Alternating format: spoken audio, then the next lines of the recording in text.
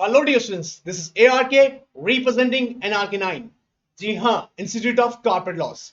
Dear students, जी हाँ, CS professional new and old syllabus दोनों स्टूडेंट्स याद रखिएगा, हर बार की तरह रोजाना यहाँ पर आपके लिए रिवीजन के साथ साथ इंपॉर्टेंट क्वेश्चन आंसर सीरीज आ गई है. जी हाँ, हम लोग याद रखिएगा यहाँ डिस्कस करने वाले हैं corporate restructuring, insolvency, liquidation and winding up procedure के बारे में, जिसमें हम लोग पार्ट फर्स्ट से, जी हाँ, पार्ट फर्स्ट से chapter number already fast track and cross border merger पर डिस्कस कर चुके थे. उसके इंपॉर्टेंट क्वेश्चन, उसके ऊपर आंसर हम डिस्कस कर चुके थे. ऑलराइट, और आपने भी अच्छा परफॉर्म किया, नो डाउट, अच्छे रिस्पॉन्स आए. Thank you and really appreciate your efforts. अब इस सीरीज में याद रखिएगा, हम लोग जो डिस्कस करने वाले हैं वो फर्दर कुछ चैप्टर्स और ले लेते हैं फटाफट से. ऑलराइट, जिसमें मैं competition act and regulatory approvals को कवर करूंगा. जी हाँ, उसके भी इंपॉर्टेंट क्वेश्चन प्लीज स्क्रीन पे देखिएगा. इसके भी इंपॉर्टेंट क्वेश्चंस मैं आपके साथ डिस्कस करूंगा, ताकि इन क्वेश्चंस को, जी ऑफ कोर्स ये आप ही के साथ डिस्कस करने हैं. ये सारे क्वेश्चन आप ही साथ डिस्कस करने हैं. सो ये जो क्वेश्चन मैं आपके साथ डिस्कस करूंगा, पहले सुन लीजिएगा, फिर आपके लिए समझना इजी होगा. राइट, इसमें मैं याद देखिएगा, हर बार की तरह हम लोग क्या करेंगे कि कुछ क्वेश्चंस, जी हाँ, कुछ क्वेश्चंस मैं बताऊंगा आपको, मतलब हिंट दूंगा, आपको रिकॉल करना है. मैं आपको बताऊंगा सीरीज में रिकॉल कैसे करना है. आप याद देखिएगा, आपको क्या करना होगा, हर बार की तरह अपने ही उसी क्वेश्चंस को अटैम्प्ट करके देखिएगा. याद देखिएगा, अगर आपने लगातार, मैंने आपको एक ट्रिक बता रखा है कि वीक में एटलीस्ट 2 और 3 टाइम्स आपको राइटिंग प्रैक्टिस करना है. ऑलराइट, एंड सपोज अगर आपको लगता है कि नहीं सर मेरा राइटिंग प्रैक्टिस अच्छा नहीं है अभी भी, टाइमिंग एक्चुअली जिस टाइम के अंदर, 3 आवर्स के अंदर, ऑफ कोर्स एग्जामिनेशन हॉल में 3 आवर्स में एग्जाम अटेम्प्ट करना, उसके स्पीड चाहिए, पेपर को स्टडी करना, क्वेश्चन पेपर को प्रॉपर एनालिसिस करना.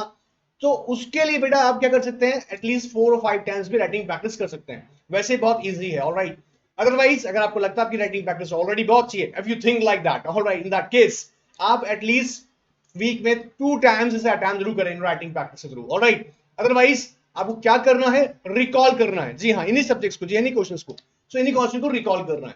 अब इसका बेनिफिट क्या मिलेगा, जी हाँ, इन क्वेश्चन को डिस्कस करके बेनिफिट क्या मिलेगा.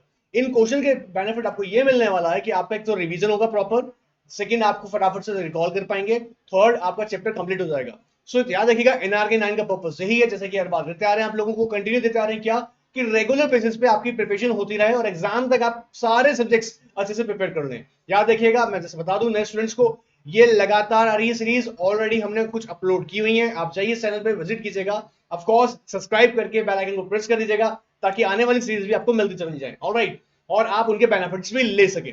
सो ऑलरेडी जो अपलोडेड कर दी गई है उस चैनल पे अवेलेबल है, आप चाहिए तो उसको एंजॉय कर सकते हैं, उससे बेनिफिट्स ले सकते हैं. याद रखिएगा सभी सब्जेक्ट्स के लिए, सो पूरा पूरा टेंशन दीजिएगा. एनीवेज, अब आइए हम लोग आज के क्वेश्चंस को डिस्कस कर लेते हैं फटाफट से. सो डिस्प्ले प्लीज, डिस्प्ले पे याद रखिएगा, आप लोगों के डिवाइस पे क्वेश्चंस आ जाएंगे, इजी रहेगा आप लोगों के लिए रीड करना. क्वेश्चन नंबर फर्स्ट जो है बेटा देखिएगा, क्वेश्चन फर्स्ट कहता है, assuming, dear students, before start this session, if you know what, it is really, it is advisable, अगर आप चाहें ना बेटा तो डिस्प्ले जैसे आएगा अभी आपके डेस्क डिवाइस पर, आप एक काम कर सकते हैं, क्या इसका स्क्रीनशॉट ले लीजिएगा, ताकि आपके लिए इजी रहे क्वेश्चंस को अपने पास कलेक्ट करना. इनके फोल्डर रेडी कर लीजिएगा, उस फोल्डर में आप देखिएगा chapter wise, I mean subject wise, उन फोल्डर्स में सेव करते जाएगा. आपको बहुत ज्यादा हेल्पफुल होगा आपके आने वाले एग्जाम्स में. थोड़ी एफर्ट्स एक्स्ट्रा जरूर है, लेकिन डेफिनेटली आपको बहुत ज्यादा फ्रूटफुल एक्टिविटी होगी. Alright, now display please, display पे आइएगा. सी assuming बेटा क्वेश्चन क्या कह रहा है,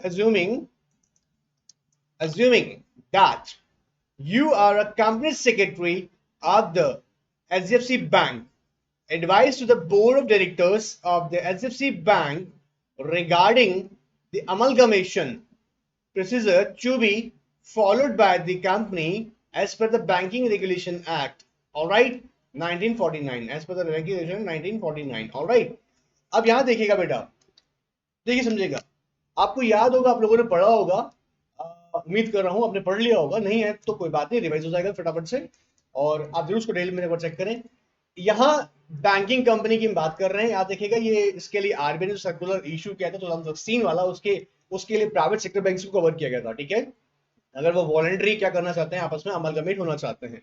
सो एक just assume that you know what, आपके साथ फ्यूचर में होगा कि आप किसी बैंक के अंदर या ऑफ कोर्स किसी प्राइवेट सेक्टर बैंक के अंदर आप जॉब कर रहे हैं, और उसके board of directors of course आपसे पूछ सकते हैं. वही क्वेश्चन एग्जाम के पॉइंट ऑफ व्यू से भी काफी ना कहीं प्रोबेबल है. ठीक है, क्योंकि हम लोग देखें कुछ लास्ट ईयर्स के अंदर या ऑफ कोर्स रिसेंट ईयर्स में अगर देखा जाए तो कुछ बड़े बड़े बैंक्स की, of course public sector banks की आपस में मर्ज हुए हैं. सो कहीं ना कहीं एक अच्छा ऑप्शन है एग्जामिनर के माइंड में, क्या क्वेश्चन पूछ सकते हैं आप. ऑलराइट, सो सर आइए इसको थोड़ा सा हम आपको हिंट देंगे, या ऑफ कोर्स हर बार की तरह मैं आपको कुछ हिंट दूंगा, कुछ बातें आपको बताऊंगा, आपको याद रखिएगा क्या करना होगा, एंट्रेंस आंसर को पूरा करना होगा। मैं आपको प्रोविजंस के बारे में थोड़ा बहुत जरूर बताता हूँ। आइए डिस्प्ले पे, display please. Now dear all, ध्यान से बेटा, ध्यान से समझेंगे। यहां जब हम बात कर रहे हैं बेटा किसकी, बैंक्स के, बैंक जो है इनके अमल कमीशन की, इनके अमल कमीशन की बेटा। तो आप लोगों को थोड़ा थोड़ा पता होगा कि बैंकिंग रेगुलेशन एक्ट 1949 की एप्लीकेबिलिटी आ जाती है, और उसके अंदर बेटा सेक्शन 44 ए को कंसीडर किया जाता है। ये भी आपको याद होगा, मुझे उम्मीद है, नहीं है तो आप याद कीजिएगा, ठीक है। अगर यही अगर बैंक बेटा दो बैंक के बीच की बात हो रही है तब बैंक प्लस नेक्स्ट अगला भी कौन है बेटा, बैंक, ठीक है। दोनों ही बैंक्स हैं, कौन से, private, private sector bank, private sector bank हम सब जानते हैं। अगर यहाँ पे बेटा एनबीएफसी और बैंक के बीच होता तो हमको बेटा ध्यान से एक और सेक्शन देखने पड़ते, कौन से, 232 से कहां तक बेटा, 234, 234 कंपनीज एक्ट के प्रोविजन, उनको वहां पे भी उन्हें भी कंसीडर करना मैंडेटरी था। ऑलराइट, अच्छा, लेकिन हमारे पास क्वेश्चन में बेटा आप लोग देखेंगे क्वेश्चन में क्या चीज है कि हमें बताना यहाँ पे हम एफजेसी बैंक के हैं और अमल कमीशन होना चाहते हैं। अब देखिए यहाँ पर क्वेश्चन में अगर वो आपसे पूछ रहा है बैंक, और अगर वो कहते हैं कि अगर bank with other bank, with other bank ना, तब हमको याद रखिएगा कंसीडर करना जरूरी है किसको बेटा, सेक्शन 44 ए। देखिए बेटा स्क्रीन पे 44 ए को। ऑलराइट, अब यहाँ पे आपको याद होगा बेटा कुछ एस्पेक्ट्स मैं आपको फटाफट फटाफट बताता हूँ। देखो बैंक के बेटा, बैंक के जो बोर्ड होंगे ना, board of directors, board of directors, इनकी अप्रूवल की रिक्वायरमेंट होगी। और आपको याद होगा बेटा अप्रूवल, मैं उम्मीद कर रहा हूं कि कितना कम से कम चाहिए होता है, आप याद करिएगा जल्दी से, 2/3। अब 2/3 जो बेटा कैलकुलेट करते हैं वो मेजोरिटी की बात करते हैं, जब किसकी निकालते हैं बेटा, मेजोरिटी किस चीज की, मेजोरिटी बेटा यहां पे ध्यान से समझना, majority of what, total member, 2/3 of total member of the board. याद आ रहा है आपको, मैं स्क्रीन पे वापस बता दूं आपको, देखिएगा, सुनिए, ध्यान से सुनिएगा, आपको याद होगा ये टोटल जो स्क्रीन पे देखिएगा 2/3 है बेटा, 2/3 मेजोरिटी ऑफ टोटल बोर्ड। ये कहता है कौन सा टोटल का मतलब यहाँ पे टोटल, हम उन्हें कंसीडर करेंगे जो प्रेजेंट मीटिंग में, जी हाँ, हमको सबका चाहिए। मतलब अगर बैंक के पास में अगर हम बात करें टोटल अगर 10 डायरेक्टर्स है ना इन द बोर्ड, तो 10 का 10 डायरेक्टर्स का ही आपका मीटिंग में आना, या फिर उनकी अप्रूवल एटलीस्ट हमें चाहिए होगी, कितनी, एटलीस्ट 2/3 मेजोरिटी। ऑलराइट, ठीक है सर, डिस्प्ले प्लीज, देखिए बेटा। ऑलराइट, अच्छा सर, ये हमने छोटा सा काम कर लिया, मैं तो आपको हिंट दे रहा हूं, याद देखिएगा, आपको याद आ रहा होगा, रिकॉल हो जाएगा फटाफट से, देखो बेटा। अच्छा 44 आपको याद होगा, मैंने बोला 44 ए यहाँ पे बात करेगा, तो 44 में बेटा क्या होगा, स्कीम एक ड्राफ्ट होती है, आपको याद होगा, ड्राफ्ट करो स्कीम को, स्कीम ऑफ अमलगमेशन जो होगी वो ड्राफ्ट होगी, याद आ रहा है, ठीक है। उसको फिर बेटा क्या होगा, मेजोरिटी ऑफ कौन share holders, majority of share holder कौन से होंगे, दोनों कंपनी का majority share holders. Sir majority share holder कैसे निकल जाएगा, वापस याद करो बेटा, 2/3, 2/3 इन वैल्यू, 2/3 इन वैल्यू कंसीडर करेंगे, याद आ रहा है कुछ। सर वो कैसे मीटिंग अटेंड कर सकते हैं, आपको याद होगा ये लोग कैसे कर सकते हैं, ये पर्सन हो सकते हैं, as a person meeting attend कर सकते हैं। क्या ये प्रॉक्सी आ सकते हैं यहाँ पे, ऑफ कोर्स प्रॉक्सी भी आ सकता है यहाँ पर। ऑलराइट, ठीक है सर, ये भी हमने डिस्कस किया। अब आपको याद आ रहा होगा बेटा, ध्यान से देखो, ध्यान से देखो, कुछ और छोटी छोटी बातें भी हम ऐड कर लेते हैं, ठीक है। अच्छा यहाँ पर जब भी ये अप्रूवल होगा ना बेटा, इससे पहले या जब भी आप मीटिंग करेंगे ना इनका, किनका, शेयर होल्डर्स का मीटिंग करेंगे ना, किसका बेटा, शेयर होल्डर का जो मीटिंग होगा, शेयर होल्डर का मीटिंग जो होगा, मैं शॉर्ट में लिख रहा हूं क्विकली आपके लिए, ठीक है।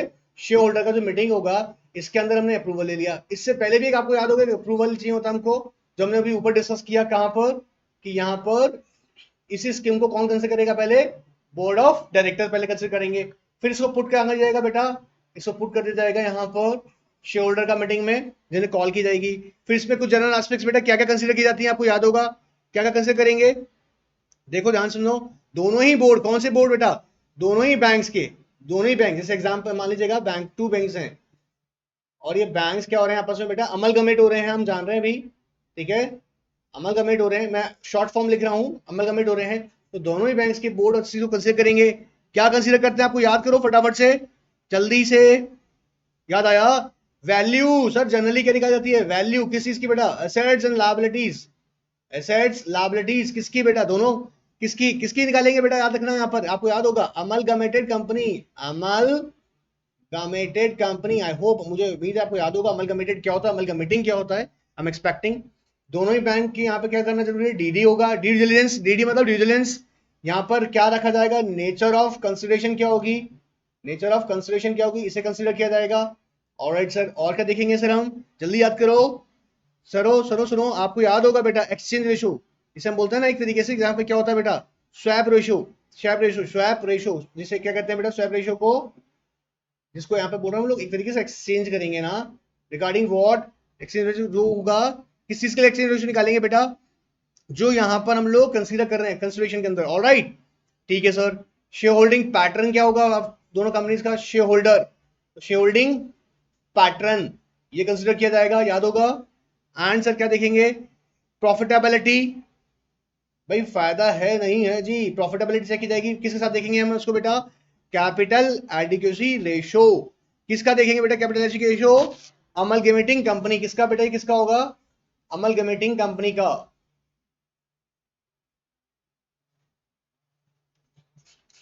इसका देख करेंगे। ऑलराइट, सो याद रखिएगा, ये यहां पर अभी जो मैंने आपके सामने ये फटाफट फटाफट से कुछ किया है, इसमें आपको मैं बताऊं बेटा, मैंने आपको क्या करने की कोशिश कर रहे हैं, देखो बेटा ध्यान समझो आप लोग। सी, ये जो हमने भी इसे किया एक रिकॉल किया, ठीक है, ये खिचड़ी नहीं पकाया। याद देखिए किसी भी एग्जाम के अंदर, खास तौर से हम बात करते हैं हमारे लॉज के एक पेपर्स की बात करते हैं, तो याद रखिएगा आपको उनके अंदर टेक्निकल प्रोविजन की क्लैरिटी होनी चाहिए।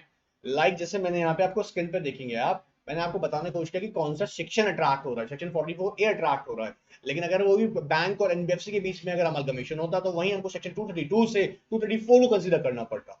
फिर कुछ बेसिक एस्पेक्ट्स कि आपको बोर्ड ऑफ डायरेक्टर्स जो अप्रूवल मैंडेटरी होगा, उसमें कीवर्ड ज्यादा देखेगा, total member of the board का 2/3 की बात कर रहे हैं, प्रेजेंट का बात नहीं कर रहे हैं, सबका चाहिए। ऑलराइट, इसके अलावा फिर उसी ड्राफ्ट स्कीम को हम लोग याद रखिएगा पुट करेंगे before the general meeting. Alright, उसी को डिस्कस करके हम वहां से अप्रूवल लेंगे, 2/3 वैल्यू प्राइस एंड प्रॉक्सी में वो प्रेजेंट हो सकते हैं। ऑलराइट सर, फिर इसमें वैल्यू कंसीडर की जाएगी किसके, assets and liabilities of amalgamated company, nature of यहाँ पे रखे कंसिडरेशन क्या होगा, स्वैप रेशियो दोनों के बीच में क्या होने वाला है।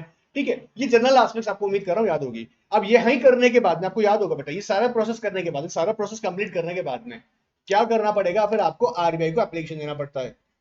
एप्लीकेशन किसको जाएगा बेटा, एप्लीकेशन टू आरबीआई। ऑलराइट, सो फिर यहां पर एक और प्रोविजन आएगा, अब सारा नहीं बताने वाला हूं मैं।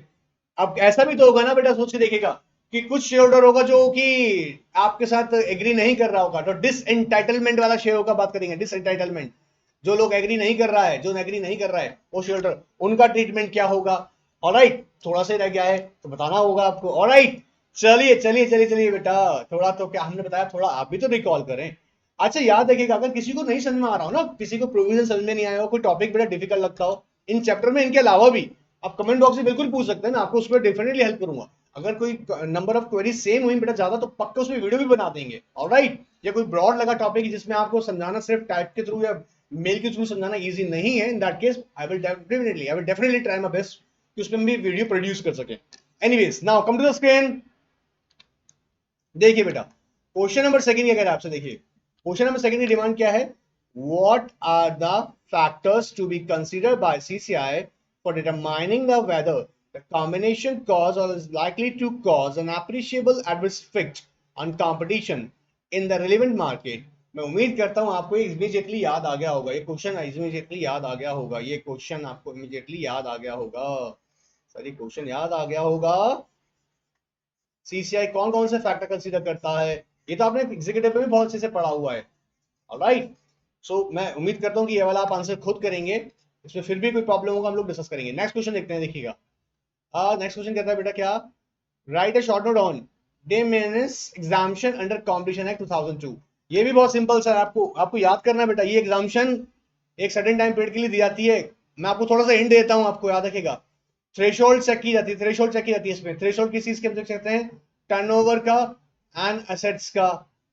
अब अगर उसको अगर वो टर्नओवर और एसेट्स, वो टर्नओवर और assets with in the limit होता है तो डिमिनिश एग्जाम्पशन में होता है। अब आपको थोड़ा डिटेल तो प्रिस्क्राइब करना पड़ेगा कि क्या चीज है ये। ऑलराइट, सो याद रखिएगा सर पर्पस क्या है। आप सिर्फ अगर ये सोच के बैठ गए यहाँ पे कि सर सब कुछ अभी पढ़ा दीजिएगा, नहीं, मैं आपको बता दूं मेरा पर्पस यहाँ पर यह कि आप लोगों को प्रिपेयर करवाना। ऑलराइट, और आपकी कोई प्रॉब्लम्स हैं तो उन प्रॉब्लम्स को सॉल्व करना, क्वेरीज है क्वेरीज को सॉल्व करना। मैं यहाँ आप लोगों को याद रखेगा, ये नहीं चाहता हूँ कि आपको सब कुछ बता दूं आप प्रैक्टिस ही ना कर पाए, मैं चाहता हूँ कि बीच में हमारे एक एफर्ट्स हो कुछ एफर्ट्स मेरी, कुछ एफर्ट्स आपकी। आप भी यहाँ पर अगर याद नहीं करेंगे तो जाके चेक करें, रिवाइज करें, मुझसे फिर डिस्कस करें, डेफिनेटली मैं हेल्प करूंगा। कुछ क्वेश्चन तभी मैं आपको बताऊंगा। ऑलराइट, सो मिलके करेंगे। आइए बेटा, display please question number 4। See the question 4 कहता है the board of directors of NRK9 Limited and is a listed entity on the RSE is a board meeting. In the board meeting, put a proposal for a scheme of arrangement, and they want your advice regarding the regulatory approval of the said scheme under SEBI LODR regulation 2015. Display please. Advice to the them with the provision of the law. बेटा आपको याद आ रहा होगा, मैं आपको बताऊं, यहाँ पर एक कॉन्सेप्ट हमने डिस्कस किया हुआ है। आप इन मैंने अपने स्टूडेंट्स के साथ डिस्कस किया हुआ है। आप अगर नए हैं तो आपको भी मैं थोड़ा सा हिंट देता हूँ यहाँ पर फटाफट से। ये इंपॉर्टेंट क्वेश्चन है बेटा, this question is really important. If it is possible, you know what, अभी का अभी इसका स्क्रीनशॉट ले लो बेटा। नोबडी नोज दैट कि तुम्हारे एग्जाम में एकदम पेपर सामने दिखाई दे।